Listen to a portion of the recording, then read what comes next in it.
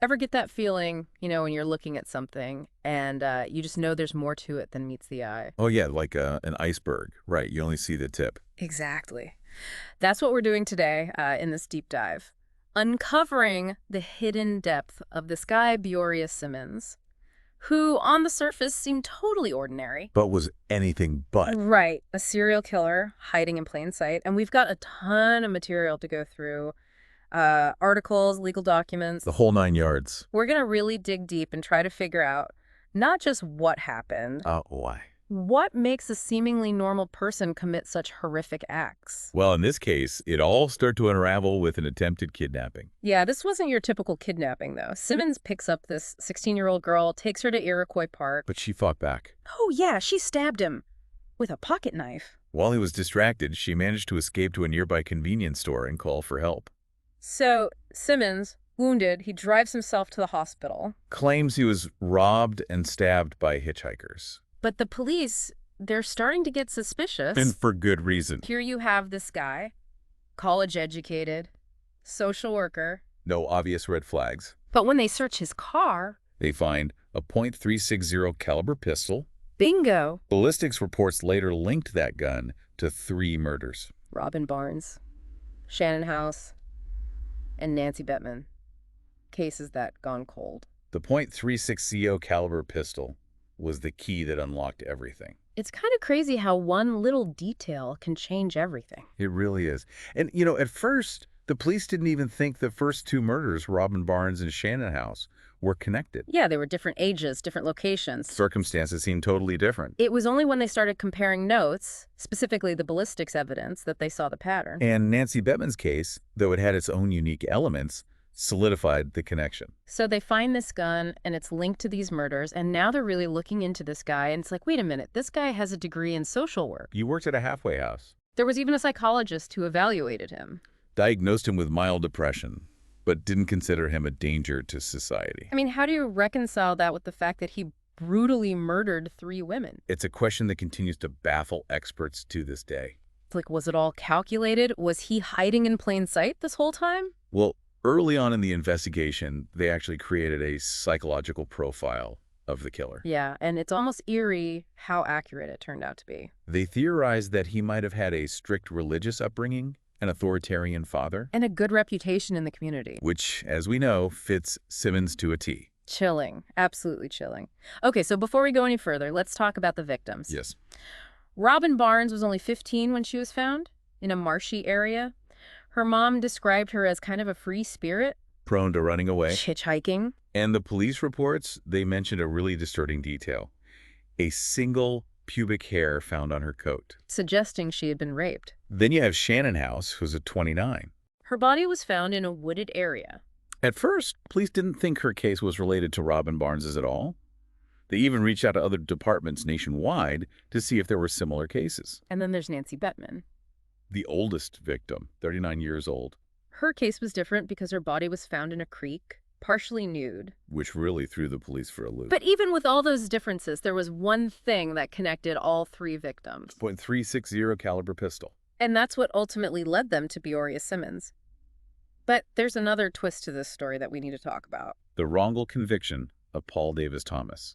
Now, this isn't just a footnote to the Simmons case. It's a stark reminder of how racial bias can poison the justice system. Paul Davis Thomas was a black man who was initially identified by the girl who escaped from Simmons. He fit the general description, Mm. and unfortunately that was enough to put him behind bars For 5 months. for a crime he didn't commit. And it wasn't until the prosecutor saw Simmons' mugshot after he was arrested that they realized they made a terrible mistake. To their credit, the prosecutor immediately started working to exonerate Thomas. Lie detector tests, another look at the lineup. They did everything they could to right the wrong. But the damage was done.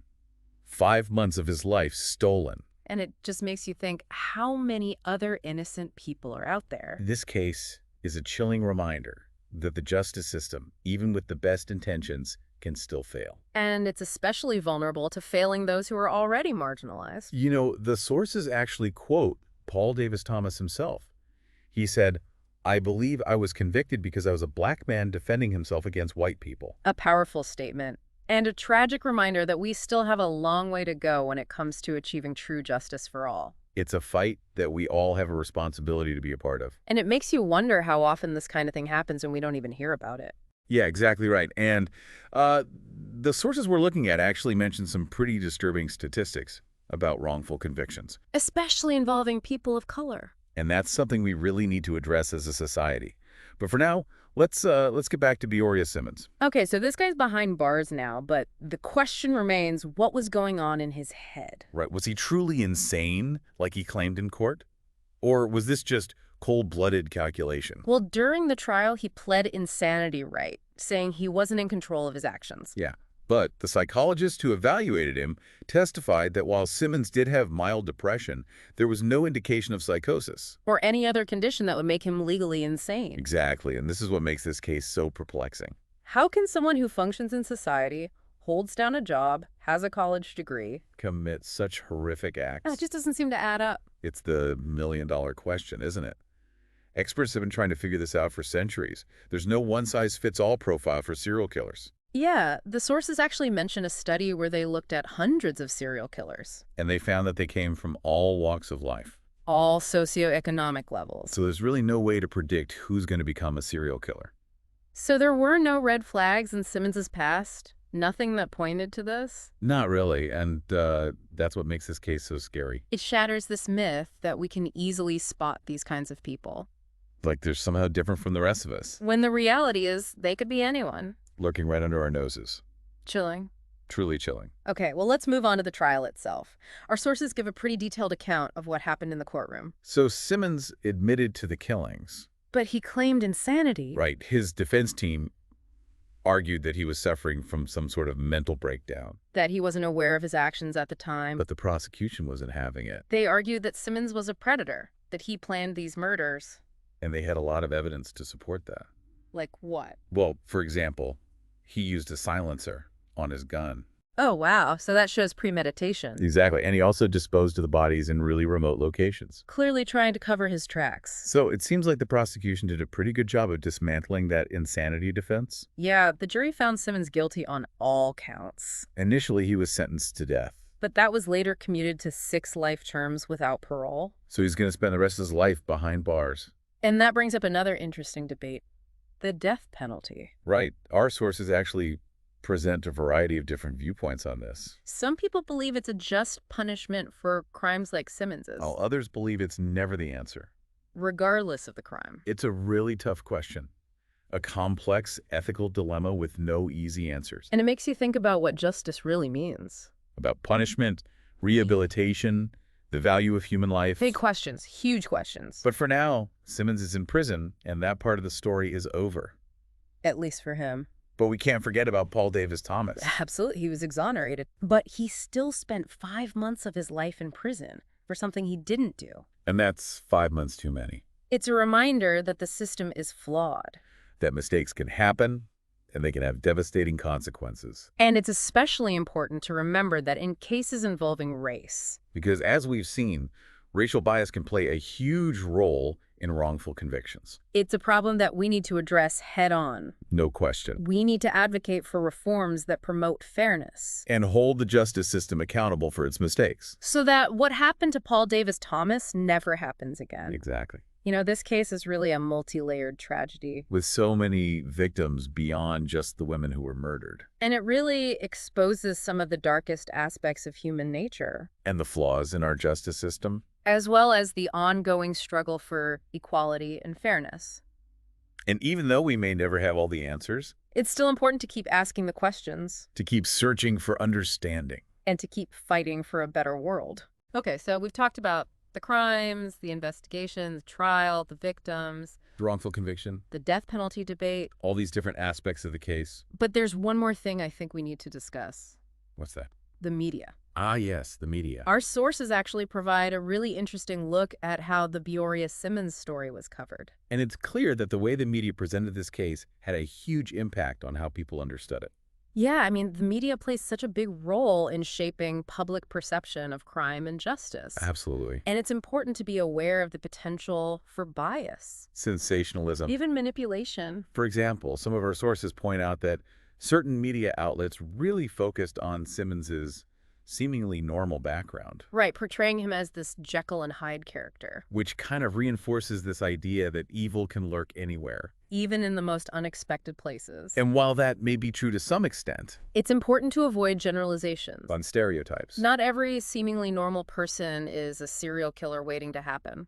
right? And focusing too much on the shock value of a case, Can distract from the bigger issues at play. like the systemic issues that contribute to these kinds of tragedies. Exactly. And other sources point out that some media coverage didn't really address the issue of racial bias in the justice system. Especially in the context of Paul Davis Thomas's wrongful conviction. And that's a crucial point. Because when the media ignores these issues, It allows them to continue. it perpetuates the status quo. So it's not enough to just consume the news passively. We need to be critical thinkers, We need to question the narratives we're given seek out diverse perspectives and challenge the media to do a better job. of reporting on these complex and sensitive issues. Yeah, it's like we have to be careful out there. Develop a sixth sense or something when it comes to this true crime stuff. I think that's a great way to put it. We got to be aware of, the biases, the agendas that can sometimes, color these stories. And we got to be willing to dig deeper. Look for those nuances and those complexities that you don't always see in the headlines. Okay, so as we kind of wrap up this deep dive into Beoria Simmons, what are some key takeaways you hope listeners will walk away with? Well, I think one of the biggest takeaways is that there are no easy answers when it comes to trying to understand what motivates someone like Simmons. The human psyche, it's a complicated thing. It's full of contradictions, and trying to just label someone as good or evil is way too simplistic. Yeah, it's easy to just want to put people in a box and, slap a label on them and be done with it. But that doesn't really help us understand the bigger picture, does it? No, not at all. And I think another important takeaway here is recognizing that the justice system, well, it strives for fairness, but it's not perfect.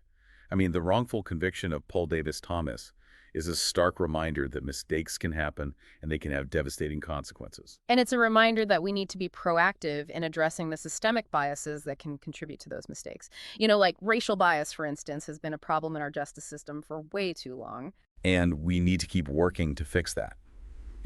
Advocating for reforms that promote fairness and equality. We have to hold the people in power accountable and make sure that the justice system really does serve everyone. So we've got this seemingly normal guy who turns out to be a serial killer.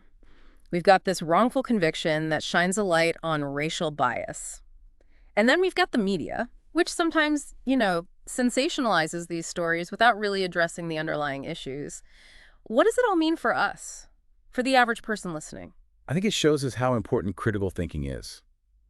Questioning assumptions, not just accepting everything at face value. We live in a world with an overwhelming amount of information, and it's more important now than ever to be discerning about what we choose to consume and how we think about it. It's really easy to get caught up in the emotions of a case like this. You feel the outrage, the fear, the sadness, but we have to step back and really look at the information we're getting, consider different perspectives, and engage in thoughtful discussion about these really complex issues.